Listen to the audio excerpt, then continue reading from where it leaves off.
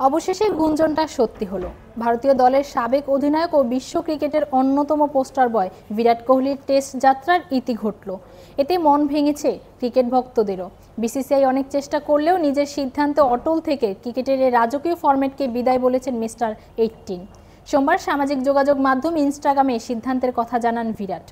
2011 সালে কিংস্টনে ওয়েস্ট ইন্ডিজের বিপক্ষে টেস্ট অভিষেক হয় বিরাটের। এলিয়েডে খেলেছেন 116 রানের দুর্দান্ত ইনিংস, যা ছিল তার প্রথম টেস্ট সেঞ্চুরি। পরে তো টেস্ট অধিনায়ক হয়েছেন। তার অধীনে 68টি টেস্টে ভারত জিতেছে 40টি, যা তাকে জয়ের বিচারে ভারতের সবচেয়ে সফল টেস্ট অধিনায়ক করে তুলেছে। টেস্ট ক্রিকেটে 123 ম্যাচ খেলে 46.85 গড়ে 9230 রান করেছেন কোহলি। দক্ষিণ আফ্রিকার বিপক্ষে তার সেরা সংগ্রহ অপরাজিত 254।